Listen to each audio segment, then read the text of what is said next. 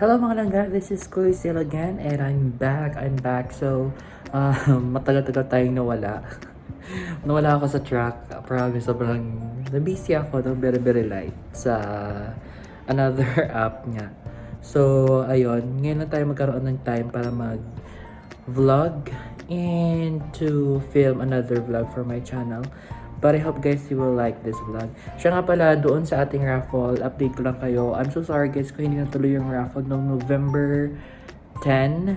Kasi I got a message from the sponsor na sobrang busy siya dahil sa mga businesses niya.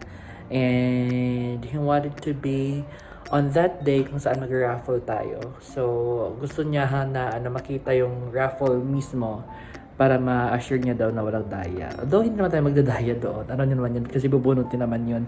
But he wanted to be there. So, ayun. I will let you know kung kailan tayo mag-raffle. Kasi sabi niya sa akin, sasabihan niya lang daw ako kung kailan siya available, kung kailan na siya free. So, I'm so sorry ulit kung na-postpone po yung raffle draw natin. But still, kahit mag-comment kayo sa mga upcoming videos ko, still you will have the chance to win the raffle draw. And you will have another entry for the raffle draw. So, without further ado, so today, what I'll be doing is that I'll be cooking a food. What a food? So, gaya nga sabi ko before, this vlog is going to be like, this is going to be about foods, fashion. So, sa fashion, di pa natin tinatackle, and we just finished the libro serye, and ayun nga sabi ko, meron pa ako another libro na isi-share sa inyo, but I don't have time yet. So, I hope you'll continue to wait. Ayun. Anyway, so ngayon magluluto tayo, and ang lulutuin natin ay ang paborito ko sa lahat, which is the hipon. So, magluluto tayo ngayon ng hipon with sweet corn and salted egg. Tapos, lagyan natin ng gata. So, watch this guys. So, I hope you'll continue to watch this video. And I hope that this will also help you. If in case na paborito nyo rin yung hipon, ibang luto naman. Actually, I don't know kung may nakagawa na nito before. Pero, ano na ako, invento. Kunwari chef. Anyway, so, I'll let you know guys, I'll give you an update. So, for now, prepare ko muna lahat ng gagamitin natin. First off na ating ingredient for this dish, we have onions, we have garlic, and of course we have hipon. Ayan, hipon guys. Isang kilo pa siyang binili. And meron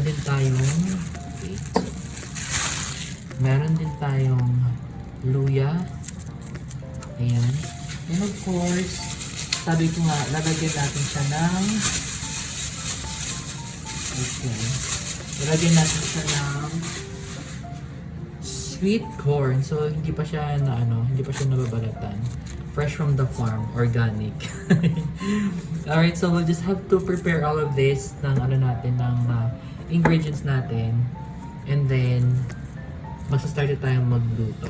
Okay guys, again, hipon, garlic, onion, ginger, and of course ito, yung tawag dito, sweet corn, at hindi mawawala ang ating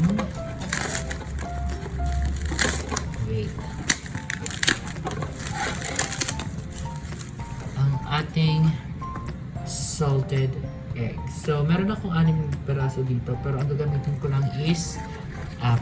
So, 4 na salted egg. Gusto ko kasi maraming salted egg eh. Yung alat na itlog. And guys, we'll give you an update, or I'll give you an update.